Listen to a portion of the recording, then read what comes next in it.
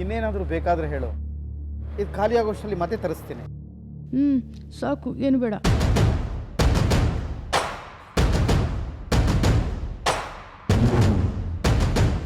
ಏಕೆ ಚೆನ್ನಾಗಿಲ್ವಾ? ಚೆನ್ನಾಗಿಲ್ದಿದ್ರೆ ಬೇರೆ ಏನಾದರೂ ತರಿಸ್ತೀನಿ. ಇಲ್ಲ, ಚೆನ್ನಾಗಿದೆ. ಮತ್ತೆ ನಾನೇನೋ ಇಲ್ಲಿ ವೆರೈಟಿ ಆಗಿರೋ ಊಟ ತಿಂತಾ ಇದ್ದೀನಿ. ಅಲ್ಲಿ ಮನೆಯಲ್ಲಿ ಅಮ್ಮ ಮತ್ತೆ ಅತ್ತಿಗೆದಿರಿಗೆ ಸುನಂದಮ್ಮ ಊಟ ಕೊಟ್ಟಿದ್ದಳೋ ಏನೋ.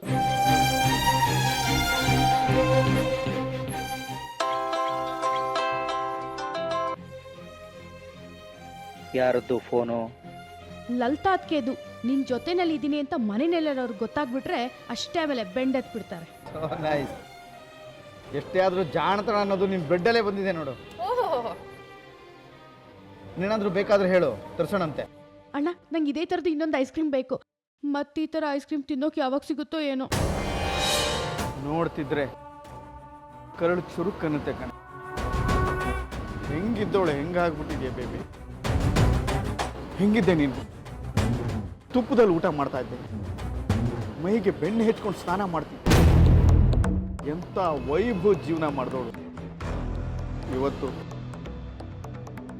ಒಂದು ಹೊತ್ತು ತಿಂಡಿಗೂ ಗತಿ ಇಲ್ಲದೆ ಈ ಥರ ಜೀವನ ಸಾಗಿಸ್ಬೇಕೇನೆ. ನಂಗೆ ತಡ್ಕೊಳಕ್ಕಾಗ್ತಾ ಇಲ್ಲ ಕಣ. ಎಲ್ಲ ನಿನ್ನಿಂದಾನೆ. ಅವತ್ತು ನಮ್ಮನ್ನ ಮನೆಯಿಂದ ಆಚೆ ಹಾಕದೆ ಹೋಗಿದ್ದಿದ್ರೆ ನಾವು ಈ ಮಟ್ಟಕ್ಕೆ ಇಳಿತಿರ್ಲಿಲ್ಲ. ಏನೋ ಆಗೋಯ್ತು ಕಣೆ. ಎಲ್ಲ ಮರ್ತ್ಬಿಡು. ಈಗ ನಾನು ಕರಿತಿದ್ದೀನಲ್ಲ, ಮನೆಗೆ ಬಾ. ಈ ಮಾತನ್ನ ನೀನ್ ಹೇಳ್ತಾ ಇದೀಯಾ? ನಂಬೇಕಾ? ಅವತ್ತು ನಮ್ಮನ್ನೆಲ್ಲ ಮನೆಯಿಂದ ಆಚೆ ಹಾಕದೆ, ಮೋಸದಿಂದ ಆಸ್ತಿ ಕಿತ್ಕೊಂಡೆ. ಸಾಲ್ದಿದ್ದಕ್ಕೆ ದೇವಸ್ಥಾನಕ್ಕೆ ಬಂದು ನಮ್ಮ ಮೈ ಮೇಲೆ ಇದ್ದಿದ್ದ ಒಡವೆನೆಲ್ಲ ಕಿತ್ಕೊಂಡೆ. ಅವಾಗಿನ ಸಂದರ್ಭ ಬೇರೆ ಇತ್ತು ಬೇಬಿ. ಸಾಕು, ಸುಮ್ನೆರೋ. ಸುಳ್ಳು ಹೇಳ್ಬೇಡ ನೀನು. ಹೆತ್ತ ತಾಯಿನ ಒಡ ಹುಟ್ಟಿದ ತಂಗಿನ ಮನೆಯಿಂದ ಆಚೆ ಹಾಕೋ ಅಂತ ಕೆಟ್ಟ ಸಂದರ್ಭ ಏನ್ ಬಂದಿತ್ತು ನಿನಗೆ? ಸುನಂದಮ್ಮನ ಮನೆಯಲ್ಲಿ ನಮ್ಮ ಪರಿಸ್ಥಿತಿ ಹೇಗಿದೆ ನಿನಗೆ ಗೊತ್ತಾ?